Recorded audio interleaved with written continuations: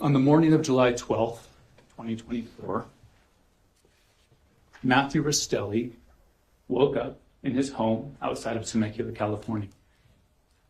He woke up in a great mood because the day earlier, he had convinced his wife, Catherine, who goes by Kate Restelli, to come home. You see, 3 weeks earlier, she had taken their 2 children, Cheyenne and Steele, and left the home in California and driven to her mother's house in American Fork, Utah. Her mother is Tracey Grist. He had made arrangements. He had arranged a rental car for her to drive home. He had put money into her, by her I mean Kate, into Kate's account so she could finance the trip to come home. Little did he know, but that agreement to come home was a ruse. She had no intention of coming home. Over the course of the morning of the 12th, Matthew learned from Kate that she couldn't rent the rental car that he had arranged for her. So she couldn't come home. Thinking she still wanted to come home, he went to work. He put new tires on the family truck. He obtained a travel permit so he wouldn't get pulled over. He replaced the starter in the car.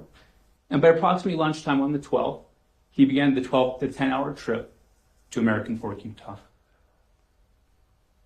Over the course of that drive, he spoke to Kate several times. We know this because there were several calls recovered from Kate's phone that you will hear. You hear the content of those calls. Because of the content of the calls, it likely wasn't a surprise to Matt that when he showed up at 10:06 p.m. to Tracey Grist's home, that the interior lights were off, that the door was unlocked, and that there was nobody there. He entered the home as he had been instructed to do, took off his shoes at the entryway, his sandals, and within mere moments of stepping into that home and removing his sandals, he was shot 7 times by his brother-in-law, Kevin Ellis. And he died at the foot of the stairs while Kate and the 2 children were upstairs. Now, the events of what happened that day and the weeks leading up to it is what brings you here today. The judge just read to you the charges that Miss Tracey Grist faces, namely the murder of Matthew Restelli, conspiring to commit that murder, and the obstruction of justice. As you listen to, it's the state's job and burden to prove that she committed each of those crimes beyond a reasonable doubt. That's a burden that we willingly bear. Your job is to pay attention. Take notes. Take notes to the evidence that you will receive. All evidence is going to come to you through this jury stand, through witnesses, through exhibits, digital, forensic evidence. It will all come to you through that stand. And as you listen to this, I want you to consider the following questions. Did Tracey's actions lead to the death of Matthew Restelli? Did she reach an agreement with her daughter Kate or Catherine Restelli and her son Kevin Ellis that Matthew would be killed? And did she did she take actions that prevented the investigation or prosecution of what happened that night? As you're thinking about that, I'm going to kind of put in your minds an instruction that you'll receive at the end. So just like you received instructions here, you'll get another packet at the end that contains all the law that you need. One of those instructions is going to discuss the party to the offense. Someone is a party to the offense if they aid, encourage, solicit, or participate another to commit a crime, and that crime happens. So keep that in mind as you're listening to the evidence. Over the next several minutes, I'm going to give you an overview of how I expect that the state's evidence will answer each of those questions in the affirmative. Now, remember, What I say in this opening is not evidence. It's just a roadmap. Okay, it's not going to include everything that you're going to hear, but it is the state's expectation of how the evidence is going to play forward coming from that stand.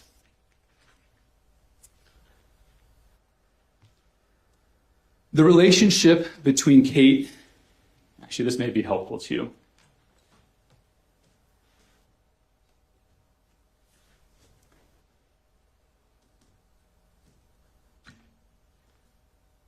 I'm going to refer to a lot of the people on this, and so it'll be helpful for you to refer to this and say, okay, that's where this person fits in.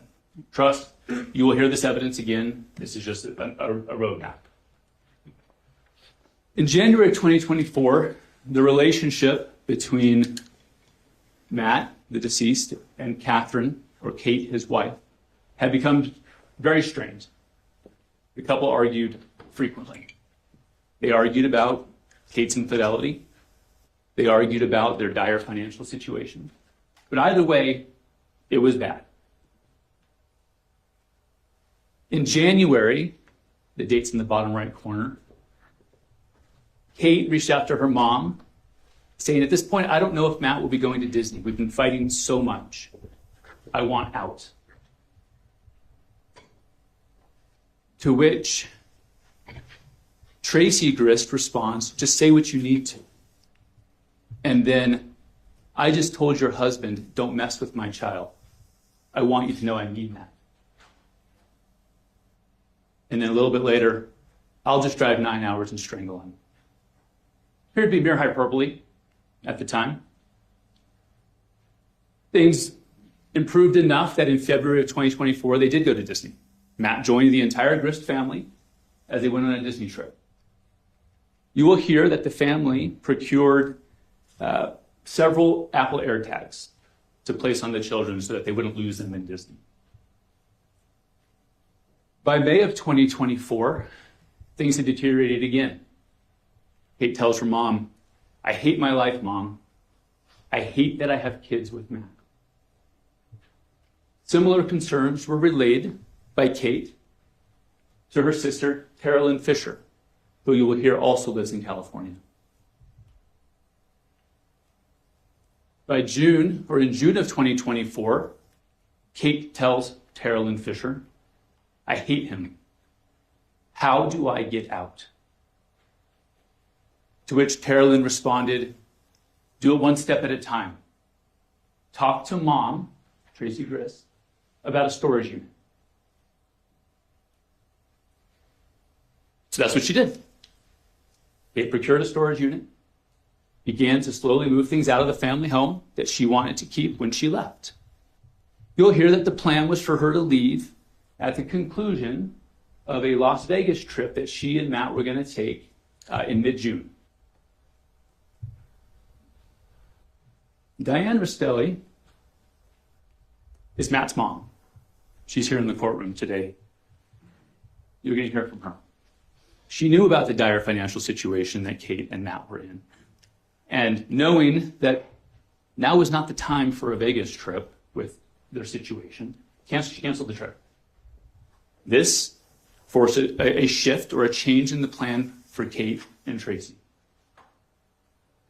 Tracey obtained a credit card and sent it to Kate, a credit card that Matt couldn't track and didn't know about. On the 18th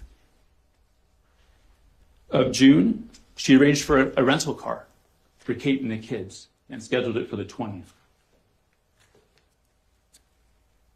On the morning of the 20th, on the 16th, you also start to see lengthy conversations between Tracey Grist, Carolyn Fisher, Rachel Jorgensen, and Kate. A lot of activity. You're going to see that come forward. During those conversations, on the 16th, Tracey Grist's web search history shows that she searched, first, Utah gun law registration, and second, Utah shoot break-in. She also started looking about establishing residency in Utah, the divorce procedures. And as I said, 2 days later, she arranges the rental car, which would be set for the morning of the 20th.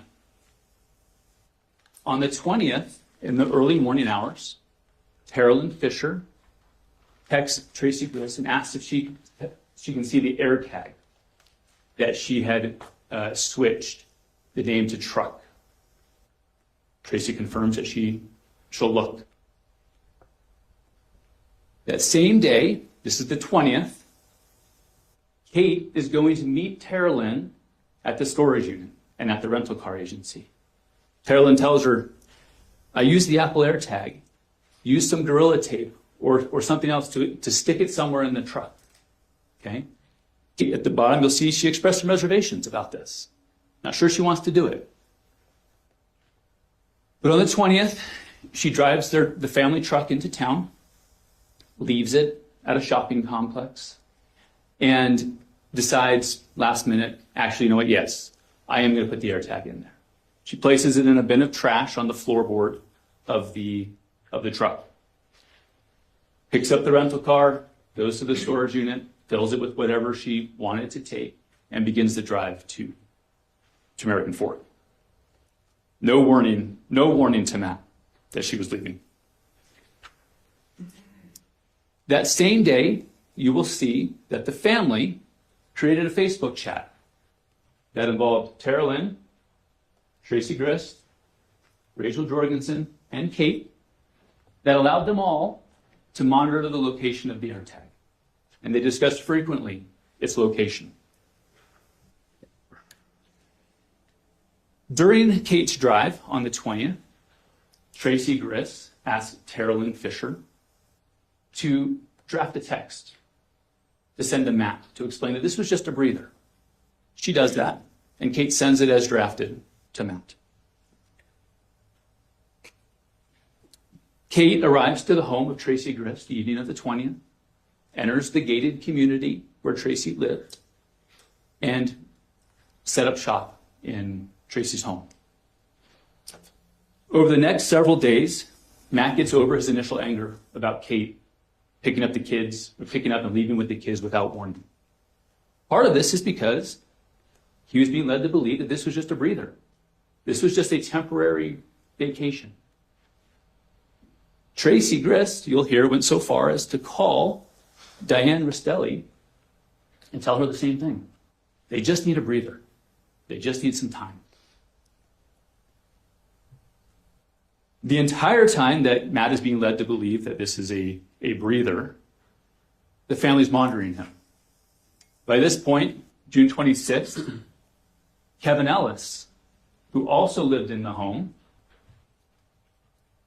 was given the ability to monitor the AirTag. We see on the 26th, Kate asks him, what day are you coming back? Wondering for Olaf. Olaf is a nickname that they gave to Matt when they wanted to talk about him. Friday, late, he says. Okay, cool. And then he assures her the tag is still active. Really? She asks. He responds on the 26th, if I have to rush back, I can make that happen.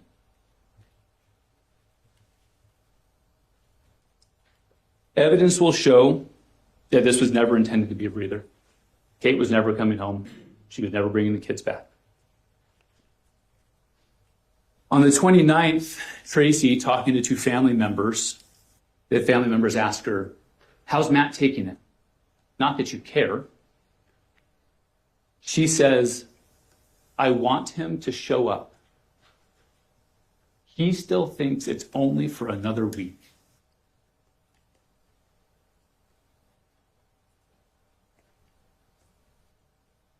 On the 2nd of July, we're now into July of 2024, Tracey asks Carolyn Fisher to talk to Kate, tell her what to say to a lawyer. Kate sets up a consultation with the lawyer. She sets it up for the July 11th in the evening hours or late afternoon hours. During this time, during that roughly 10-day period between while waiting for the consultation, Matt's still thinking this is a breather, starts to push for her to come home. And On the 11th, the morning of the 11th, but during that same time that he's pushing her to come home, Kate's having conversations with Tracey Grist. And Tracey started making passing comments about harming Matt. She went so far as to bring Kate into the laundry room and show her a knife that she had in a rubber glove. And Tracey told her, if he comes, either myself or Kevin will shoot him. And we'll put the knife in his hand to make it look like self-defense. On the 11th, contrary to Tracey Grist's desire that Matt come out, Matt tells Kate, I don't want to drive out. And Kate relays the same to her mom. On the morning of the 11th, Matt doesn't want to drive out. So instead, he arranges a rental car at the Enterprise around the corner.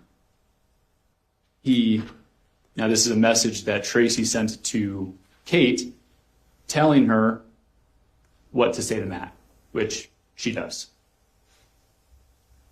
So he makes that arrangement. He puts money into her account. Tells her tomorrow, July 12th, Enterprise, pay in person with a debit card. Her response, cool. She's excited. And then $600 into your account. Later that day, Kate has a consultation with a lawyer. This consultation was recorded and sent to Tracey Grist. A friend who knew that she was going to have the consultation on the 11th reached out to Kate and asked her how it went. She responds, honestly, I'm fucked. She learned in that call, and you'll hear it, divorce is on her terms, staying in Utah with the kids, wasn't in the cards.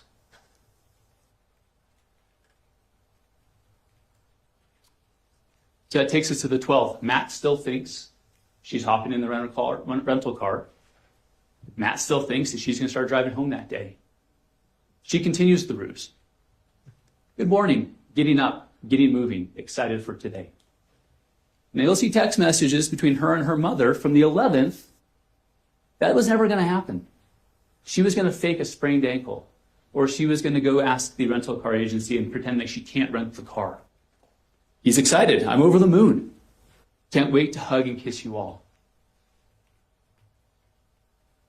Now, the day of the 12th, you are going to see a lot of digital evidence.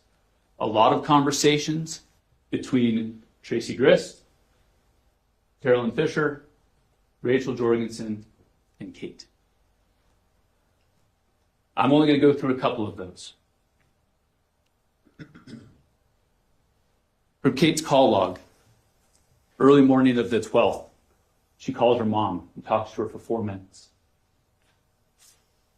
Immediately after that, she has a phone call with Matt Restelli. Then, around here, she has a conversation with Kate. She's having a text message with her mom saying, it would be more believable if you go to the rental agency and tell them and do it in person. So she does. She talks to Kevin, says, hey, I need to go make my story more believable. Can you watch the kids for me? She does that, comes back, and has another conversation with Matt at 8:55. These next 3 calls with Matt are recorded. They were recovered from Kate's phone. You'll hear them. You'll hear that she tells Matt they won't rent her the car. Matt's still thinking she wants to come home. Starts to talk about options. Cars that he could borrow. Other arrangements. Sending more money so someone else could rent the car. Options. All these are denied. Forcing him to have to drive out. And you'll hear her convince him not to borrow a car, not to get one from anybody else, but to bring the truck. The truck that had the air tag in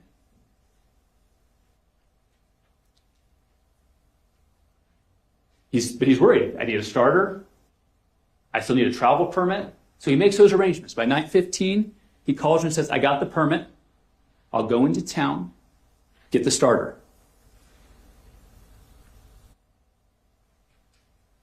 Kate immediately texts her mom, he's going to drive out.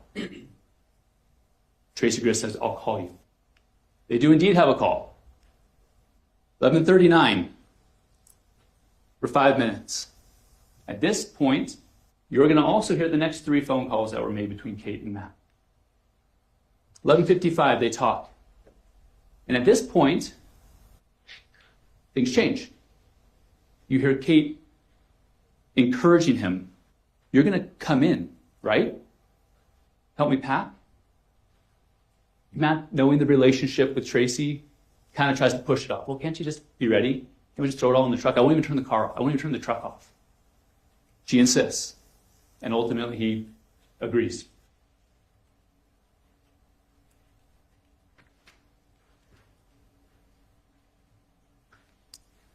As the afternoon approaches, the 4 sisters, or the 3 sisters and Tracey Grist, are continuing to have extensive conversations. At 12:48, you'll see a call between Rachel Jorgensen and Kate Restelli that lasted for about 20 minutes. In the middle of that call, Tracey pops in on a group call for 7 minutes. After this, you see a call between Tracey Grist and Kevin Ellis at 2 p.m. She responds to Kate at 2:07, I am meeting Kevin for sushi. While there, she's continuing to text Kate, and you'll see those eventually.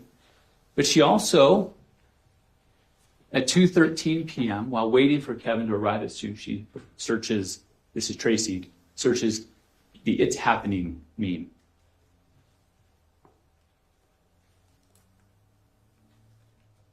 Remember the call with Rachel Jorgensen that happened at 12:48? At 2:18, Rachel Jorgensen begins a series of 3 phone calls. The first is to Aurora Franz. Aurora lived in Tracey Grist's home with Kevin and Kate.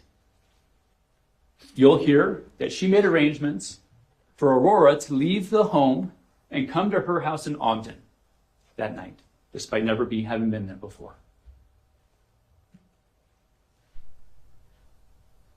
5 minutes later, immediately after getting off the phone with Aurora Franz, she calls Jacob Trujillo, Tracey's son who lived in the home with them, and makes sure that he has plans with friends that night and wouldn't be home. She then immediately calls Tim Ellis, Tracey's other son, who lived about 4 minutes away. Now you'll hear from Tim.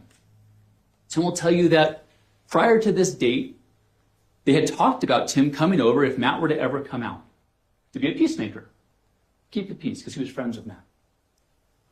You'll hear him say that at 2:25, on the day of the 12th, he was told not to come over.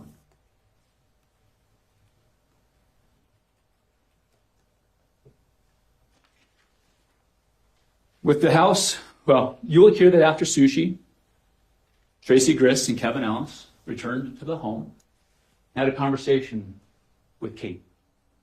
They kind of went their separate ways that afternoon in the house, just kind of doing their thing. But what you'll hear is that over that time, several physical arrangements were made, or preparations were made to the home.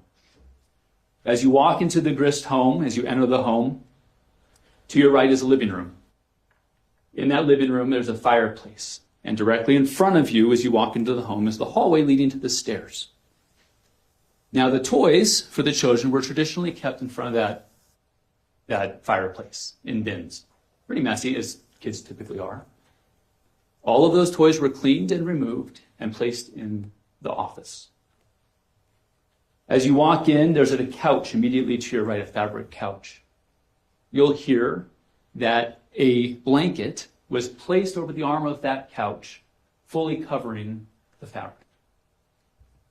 A mesh screen, a magnetic mesh screen that's typically on the front door, was removed to allow easier access for Matt. And as the night wore on, Kate continued to talk to Matt to make sure he showed up in a good mood. The final call you'll hear from her, or between the two of them, is at 8:13 p.m. less than 2 hours before he arrives, where Kate again tells him, and make sure you're coming in, right? To help me pack. After that call, there's some text messages exchanged, and Kate or Matt, concerned for the oil dripping from his truck, says, when I get there, we should put cardboard under the truck for oil drips. 8:09, okay, I'll get some ready. And then about 9 o'clock, remember, Tracey Grist lives in a gated community. Kate sends him the gate code. And then a picture of the cardboard that she had laid out for him to park over. You'll hear that Rachel Jorgensen throughout the day was monitoring Matt's location. At 10:01 p.m., she sends a series of 2 text messages to 2 people. One to Tracey Grist saying Orem, followed by keep an eye on Find My, the Apple app. Then, seconds later, to Kevin Ellis, Orem, keep an eye on Find My. Metadata will show that this message was read. At 10:06 p.m., surveillance footage will show Matt Restelli arriving in the truck, parking over the cardboard that had been laid out to him. And the evidence will show that he arrived to a dark house. The interior lights were off. The door was unlocked, as he'd been told that it would be. And so he entered, took off his sandals at the edge of the tile where the tile meets the carpet. And the evidence will show that in the dark living room to his right was waiting Kevin Ellis with a gun. And he shot Matt in the chest, the side, the right forearm. And as Matt turned from looking at the living room to go down the hallway, he was shot 4 more times in the back. You will hear evidence from the neighbor that they heard these shots at 10:07 p.m. Concerned, they reached out to Tracey. Is everything okay? You'll see that text message at 10:08. Tracey didn't answer. So at 10:09, the neighbor calls 911. You'll hear that call, reporting that 2 minutes earlier, at 10:07, they had heard what sounded like either firecrackers or gunshots. They couldn't be sure, but they didn't think it was fireworks. They thought it was gunshots.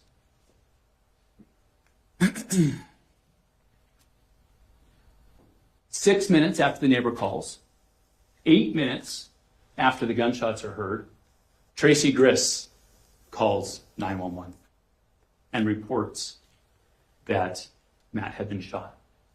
Now, in that 8 minutes, the evidence is going to show that Kevin left the living room, went and placed the gun in the front on the countertop, and that a knife, and that he was overheard to say, "Be careful, he might still be moving." And that a knife, that same knife that was shown to Kate in the laundry room, was placed in his hand.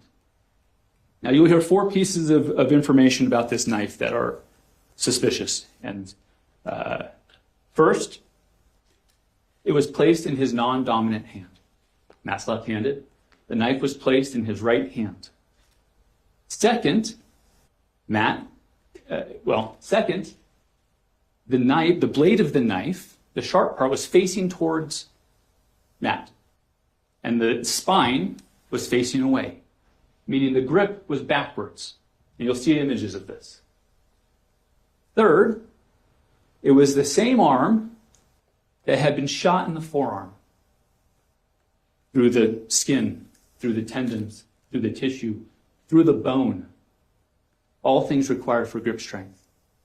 And fourth, you will see evidence that the blood stains are consistent with the arm being moved after his death.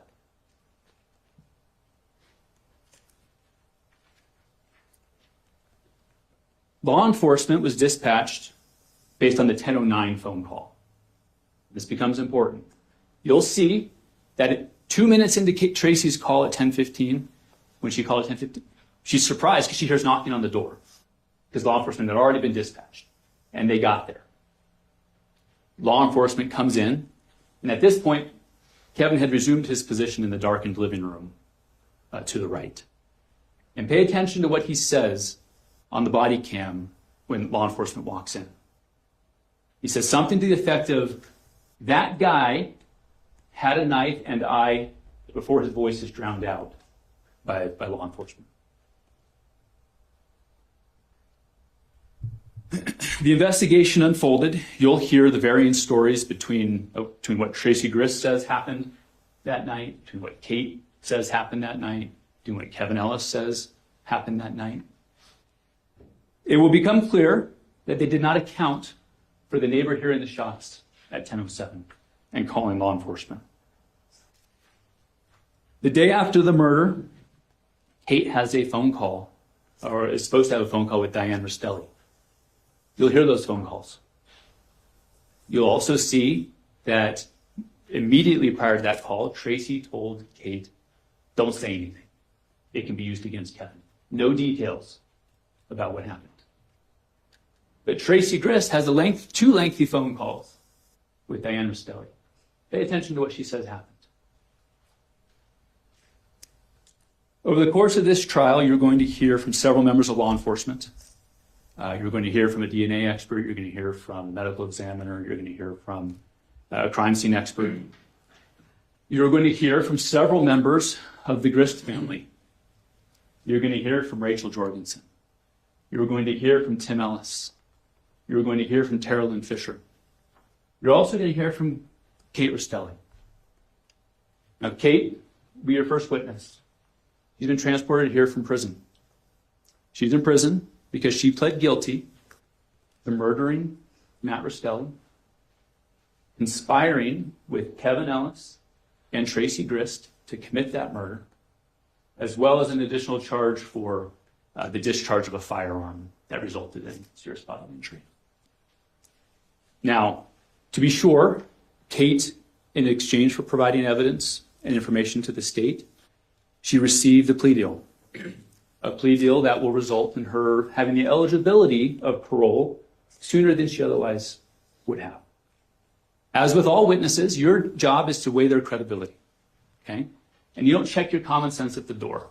You still know when people are telling the truth, when they're not. You weigh her like everybody else.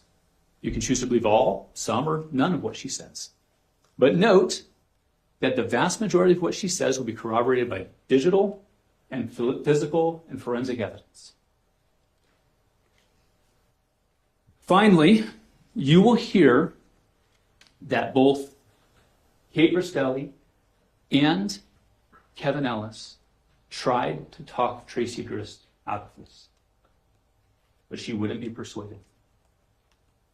You will hear that they failed to persuade her to not go through with this, but they also failed to stand up to her.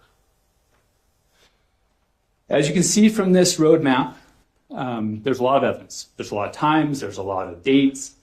The timeline will become clear as you hear it again, but please take notes. You will likely only hear it once from this stand. The evidence that gets displayed here will go back with you for you to be able to review, but please pay attention and take notes.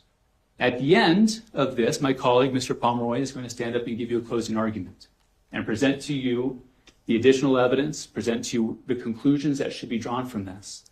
And after he's done, the state's going to ask you to retire back to chambers and to find that Tracey Grist is guilty of murdering Matt Restelli and conspiring with her son and her daughter to commit that murder, and then of obstructing justice by planting that knife. Thank you.